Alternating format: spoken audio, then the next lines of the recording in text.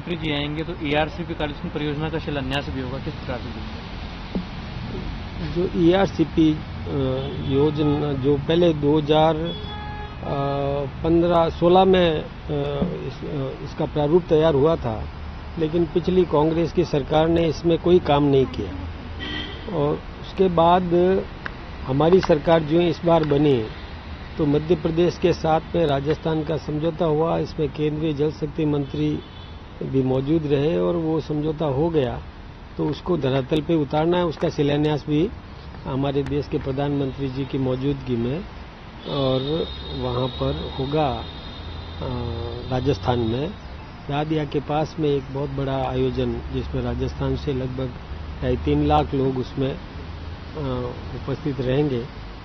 बहुत बड़ा आयोजन होने वाला है। उससे भी राजस्थान को लाभ मिलेगा। जो पानी की समस्या राजस्थान की जनता के लिए है कि सिंचाई और पेयजल के लिए, उससे 16 जिले राजस्थान के लाभान्वित होंगे। लेकिन वैसा विपक्ष आरोप ये लगाता है कि जो ईआरसीपी परियोजना वसुंधरा राजे के समय बनी थी उसको मूर्त रूप नहीं दिया जा रहा, इससे कोई फायदा नहीं होगा। ये दोनों राज्यों के बीच में जो मध्य प्रदेश और राजस्थान के बीच सियासत बनकर ही रह जाएगी सर। नहीं, ऐसा नहीं है। देखिए, हम अपने हक का पानी मांग रहे हैं, तो हमारे हक का पानी हमको मिलेगा और दोनों सरकारों ने बैठ करके और जो तय किया है उससे हमें पूरा पानी मिलने वाला है। हमारे 16 जिले लाभान्वित होंगे। उसकी योजना बन गई, प्रारूप तैयार हो गया और निश्चित रूप से लाभ मिलेगा। ये तो विपक्ष तो आरोप लगाएगा, उसमें तो विपक्ष का काम ही यही है। वैसे सकारात्मक काम में आरोप लगाना नहीं चाहिए, इसमें सहयोग करना चाहिए, सहयोगात्मक रुख रखना, जिससे राजस्थान की जनता को लाभ मिलने वाला है, ऐसे काम करवाना चाहिए। इसी प्रकार से हम अब जवाई पुनर्भरण का जो है वो भी काम प्रगति पर है। वो भी पिछली 5 साल पिछली सरकार ने उसमें भी कुछ नहीं किया। उसमें भी हमारी सरकार ने ही किया था। 6,000 करोड़ रुपया पहले स्वीकृत किया था, 3,000 करोड़ रुपया पहले फेज में, और वो राशि मिल चुकी। वहाँ भी काम शुरू हो गया प्रगति पर। राजस्थान की 7 सीटों पर उपचुनाव हुए, 5 पर भारतीय जनता पार्टी ने कमल खिलाया। उसके तुरंत बाद प्रधानमंत्री जी राजस्थान आ रहे हैं। क्या लगता है पंचायती राज संस्थाओं की और निकाय संस्थाओं के जब चुनाव होंगे तो उसका फायदा मिलेगा भारतीय जनता पार्टी को? देखिए, फायदा तो मिलता ही है। कहीं पर भी हम यदि कोई काम करते हैं और अच्छा काम करते हैं, जनता जिससे प्रोत्साहित होती है, तो फायदा तो उसका निश्चित रूप से मिलेगा ही। और वैसे हमारा संगठन भी अब सुदृढ़ हुआ है, मजबूत है। और वैसे भी पंचायतों में भी अधिकांश पंचायत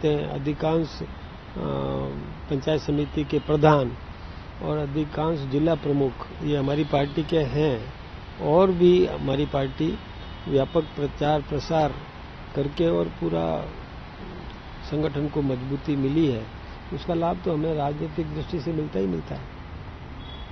राजस्थान सरकार धर्मांतरण कानून लाने जा रही है भाई साहब, किस प्रकार से देखते हैं आप? देखिए, धर्मांतरण किसी भी प्रकार का जबरन नहीं होना चाहिए। हमारे मौलिक अधिकारों में ये एक है कि व्यक्ति अपने धार्मिक स्वतंत्रता का अधिकार उसको दिया गया है। कोई भी प्रभावित हो जाए, सोच समझ करके किसी भी धर्म को अपनाए, लेकिन कहीं प्रलोभन दे करके या दबाव डालकर या जबरन ऐसा कोई भी या भ्रमित करके धर्मांतरण करवाता है तो ये कानूनन अपराध है। तो ऐसे एक एक्ट हमने भी बनाया है राजस्थान में, निश्चित रूप से। और ये मौलिक अधिकारों की रक्षा भी है। और ये धर्मांतरण जो करवाया जा रहा है हमारे समाज में, हम देखते हैं कि हमारी संख्या आनुपातिक दृष्टि से घटती जा रही है। और जो इसमें प्रलोभन देकर के धर्मांतरण करवा रहे हैं उनकी संख्या बढ़ती जा रही है। तो ये संतुलन बिगड़ेगा इससे। तो यदि इस एक्ट के कारण से संतुलन व्यवस्थित रहेगा। बच्चों की बात की जाए तो 2 से अधिक बच्चे जो हैं अच्छे हैं, कैसे देखते हैं सर? देखिए, हम समान नागरिक संहिता ये जो कानून लाना चाहते हैं, एक कानून सबके लिए लागू हो, जिसमें यूसीसी, यूनिफॉर्म सिविल कोड्स, हम उसके माध्यम से सबको समान अधिकार मिलेगा। कोई एकाधिक शादियां करता है तो उस पर भी अंकुश लगेगा।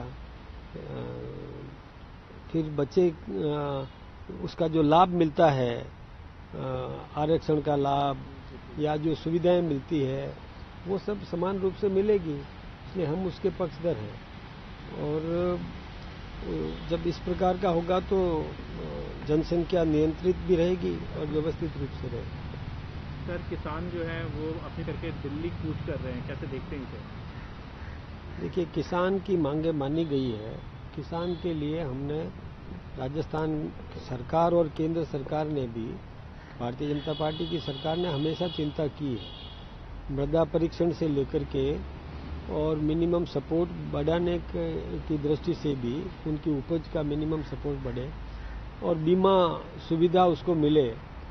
किसान को फसल बुवाई करते समय कोई आपत्ति आ जाए, विपदा आ जाए, तो भी वो उसकी फसल किसान की बीमित है। इंडिविजुअल किसान की फसल को बीमा करने का जो निर्णय किया है, ये भारतीय जनता पार्टी की सरकार ने किया। इससे पहले पूरे क्षेत्र में यदि आपदा आए, हानि हो और तो ही किसान को लाभ मिलता था, लेकिन हमने तो इंडिविजुअल किसान की फसल को बीमा करने का ये जो निर्णय ले लिया, तो किसान को तो इससे फायदा ही हो रहा है। और किसान की चिंता तो जैसे उसको मतलब सिंचाई के लिए पानी उपलब्ध करवाना, बांध को सुदृढ़ करवाना, नहरों का सुदृढ़ीकरण कराना, और इसके अलावा उसके जो औजार पर हमने कई औजारों पर टैक्स कम किया है या किसी को मुक्त भी किया है। ये सब सुविधाएं हमने किसान को दी है। किसान सम्मान निधि देने का काम भी हमारी सरकार ने किया है। किसान को तो हम ताकत देने का काम कर ही रहे हैं और भी करेंगे। कोई मांग किसान की आएगी तो सरकार गंभीरतापूर्वक इस पर विचार करेगी, चिंतन करेगी।